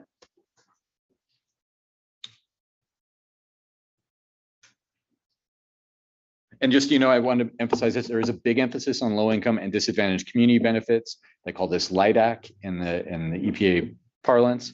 But it looks at the Justice 40 communities.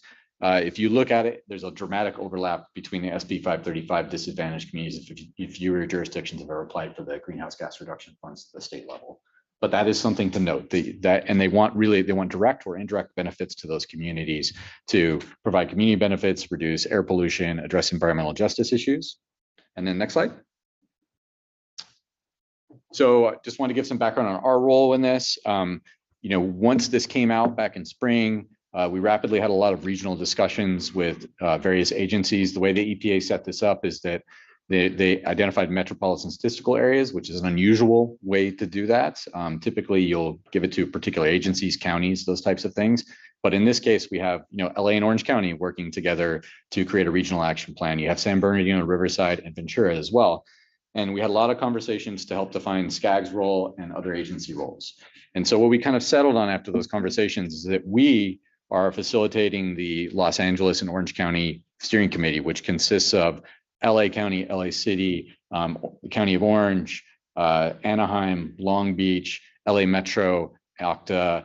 I don't think I'm forgetting anyone offhand, and working to facilitate engagement for that. And we're also overseeing the technical consultant, which is putting together that PCAP, which is a prerequisite for funding. In San Bernardino, Riverside, you have SBCTA, WRCOG, and I believe CVAG are all working together to manage that process. And they are moving that forward. And then on the Ventura side, Ventura County and their sustainability office are leading this.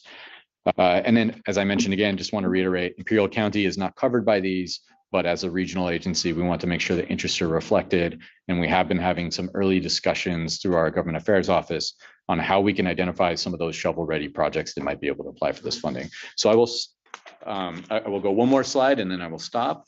Next slide, please. Oh, you got it. Okay.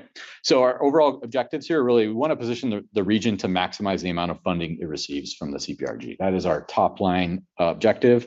We also want to strengthen regional climate planning collaboration and capacity. This provides, as I mentioned, in some cases, greenhouse gas inventories for cities who've never done it.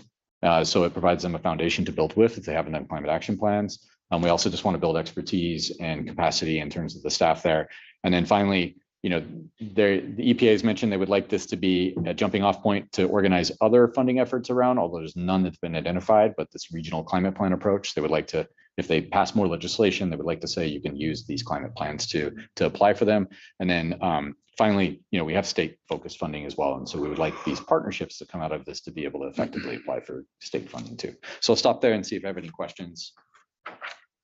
Thank you, Ryan. We'll go ahead and entertain questions, comments from members of the EC.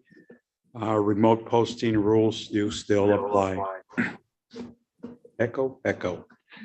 We'll go ahead and go with Ms. Crosswhite. So just a quick question. So you had mentioned that cities or jurisdictions that don't have a climate action plan could potentially apply for funding through this. What would they need to do in this process to position themselves to be able to apply for that funding? Good question. So as long as it's covered under this regional PCAP, so in Ventura's case, it would be the Ventura County PCAP would need to, let's say they have an existing initiative on EV charging, they don't have a cap, or perhaps they have some conservation.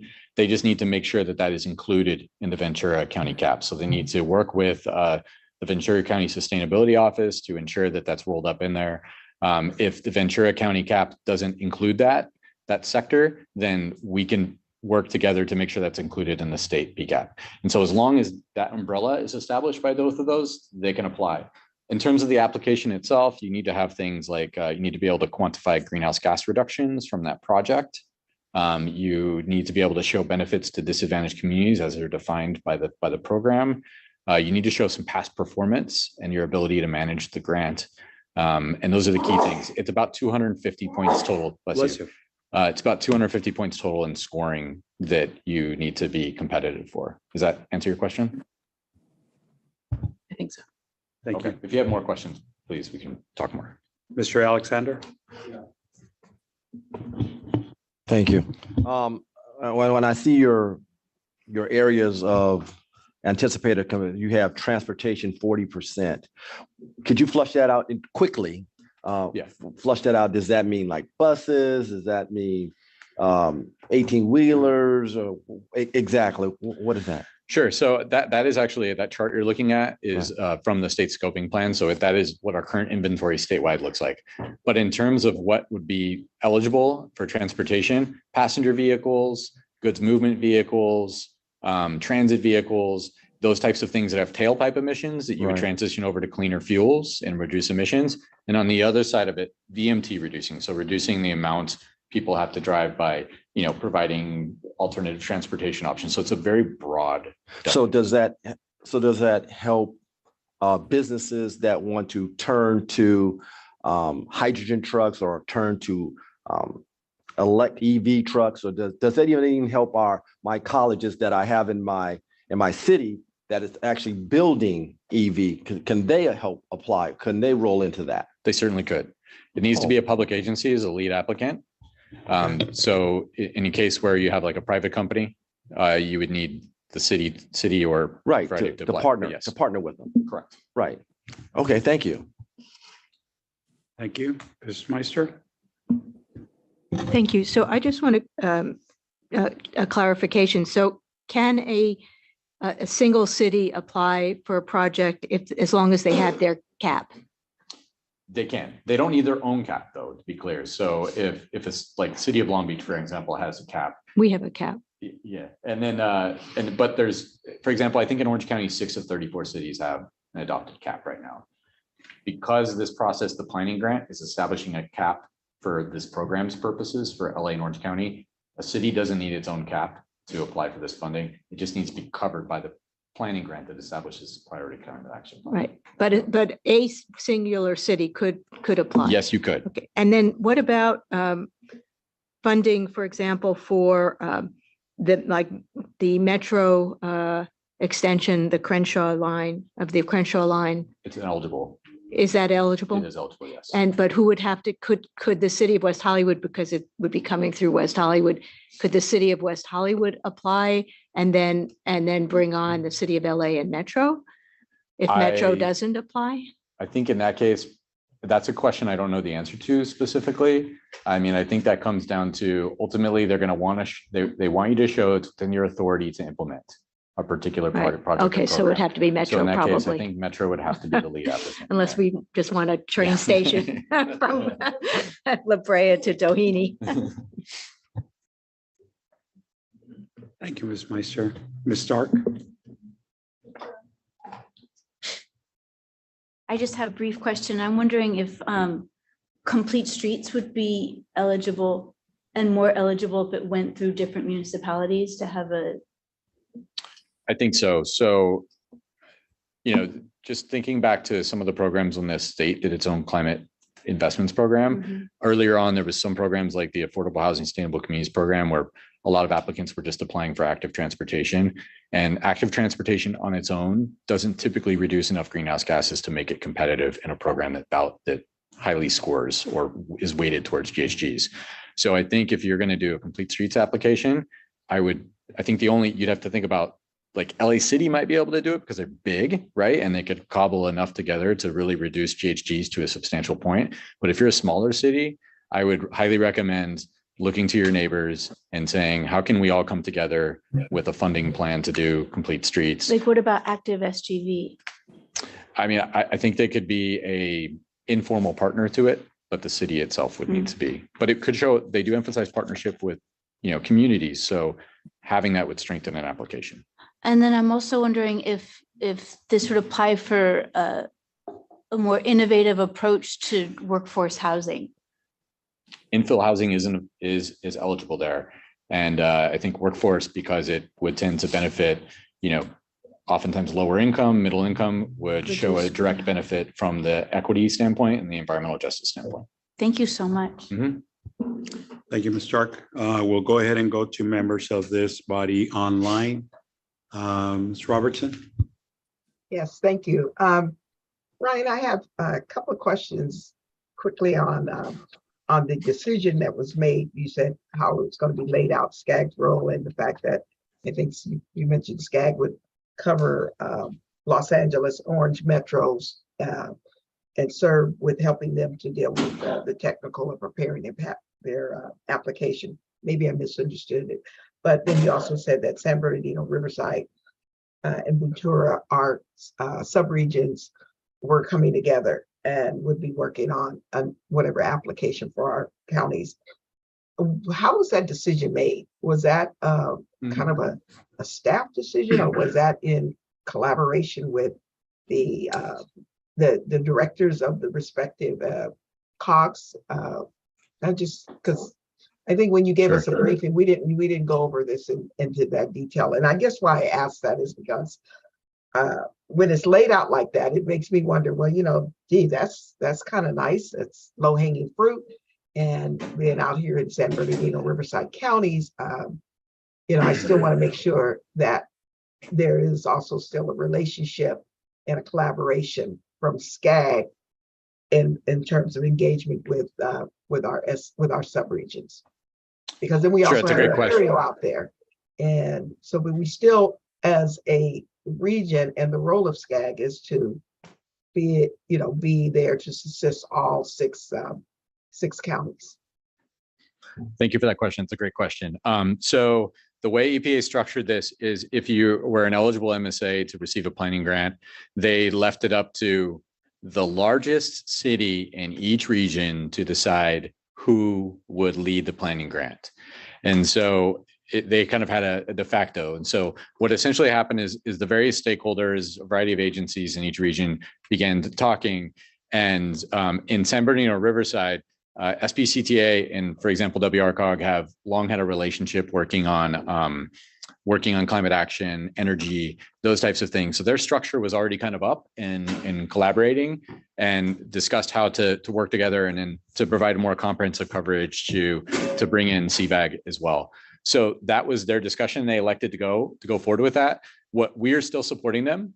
We actually have some engagement resources that we have offered to both Ventura, Imperial, and to the San Bernardino Riverside in terms of bringing CBOs and focus groups together and those types of things. We're also providing technical assistance in the sense that we're helping to analyze, for example, the funding guidelines and a variety of considerations on there. But they are technically, like SPTDA is housing the consultant for doing the technical work and then working with WR Clark and CVAG. And then in Ventura County elected to move forward on their end.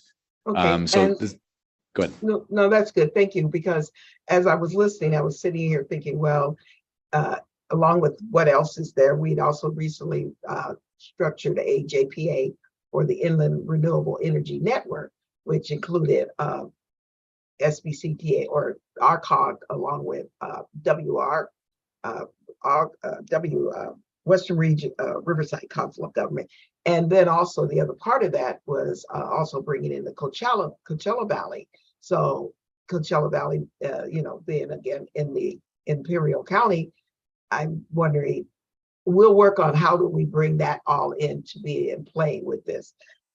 Just wanted to clarify that. And then the other question I had was, and so what if through our partnerships and collaborations with cities, with the 7 eligible sectors, would there be a possibility that we could look at developing some kind of a partnership with our city, say on transportation, but at the other time, develop another partnership for the electrical aspects of something renewable energy, but focusing on the other piece that I circled that you said was addressing bringing jobs. I think I circled it somewhere.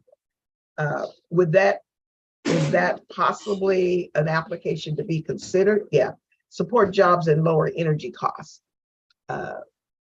Would it all have to be in one application, or could there be multiple parts of it with partnerships? So each application will be scored on its own 250-point scale. But you could have, for example, the same grouping of cities or jurisdictions could come together and designate a lead applicant for one application and then a lead applicant for the second application as well. So you could do 2 very different things. I would say on the jobs component, in terms of the scoring for jobs, there's 5 points of the 250 for job quality. And then there's this other benefit, which I can't remember off the top of my head, is for the equity, like environmental justice and those types of things, which has some other job components to it too. So I think jobs would be a very important thing, but I would say that I just want to emphasize that each application would need to be scored separately on its own merits. Okay, all right, thank you. Thank you. We will now go to public comment for those speakers attending at the posted locations. Do we have any? I see no raised hands. Any virtual hands? I see no raised hands. Okay, thank you. I am glad to see that this is such an exciting program. There's so much that can be done with this if we can form a team, right? And I think that is going to be a key to forming a team. This is exciting. I really like the possibilities. Okay, we will go on to Chair's report.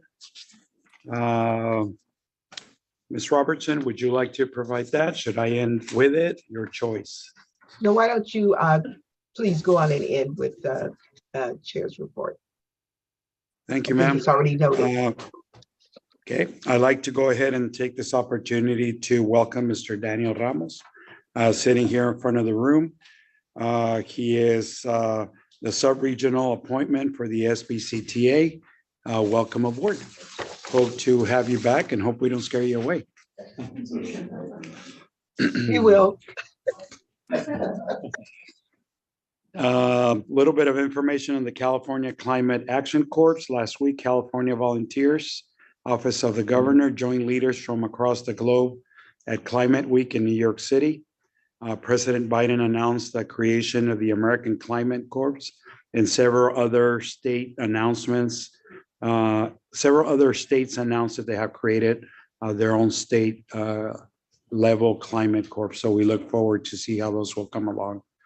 Reminder, mark your calendars, take out your pens, write down the date, Economic Summit. This will be the 14th.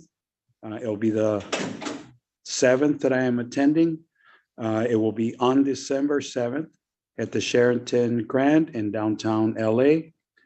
This program will explore major economic factors that inform Connect SoCal 2024, SCAG's draft regional transportation plan, sustainable community strategies. This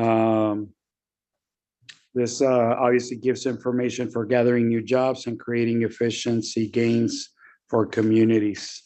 Looks at shipping, travel, very inclusive.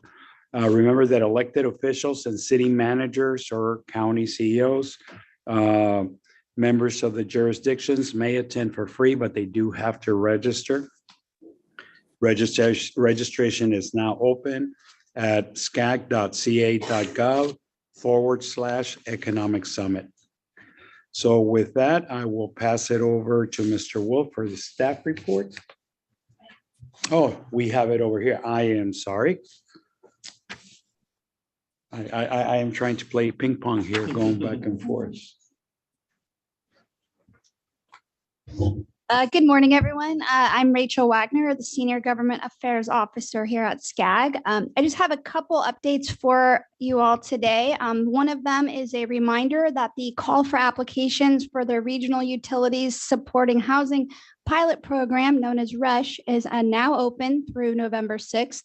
This is a competitive call and it will award an estimated $35 million to planning and capital projects that meet the definition of infill. You can access recordings from an information session held yesterday on our SCAG website. In addition, SCAG is offering office hours to support applicants. And if you would like more information on the call and if you need any technical assistance, you can visit our SCAG website. And my second announcement is SCAG will be hosting a series of workshops in each county in the next few weeks and month. These workshops are going to be specifically designed to introduce and discuss the Connect SoCal 2024 draft plan. Each workshop will feature information that is tailored to each specific county and area. So we encourage you to stay tuned for more details regarding the dates, times, and locations as we get closer. So you will be receiving information on those, and we appreciate your participation. That concludes my announcements, Chair. I'll turn it back, Vice Chair. I'll turn it back over to you. Thank you. Thank you, Rachel. We'll now go to announcements. Any members of this committee that wish to make any announcements? I can smell food in the air, so I know why nobody's making any announcements. Anybody online? Members of this committee? I see no raised hands. Okay, being none, we will adjourn this meeting. Reminder that the next scheduled meeting is Thursday, November 2nd, 2023 at 9:30 a.m. This meeting is now adjourned.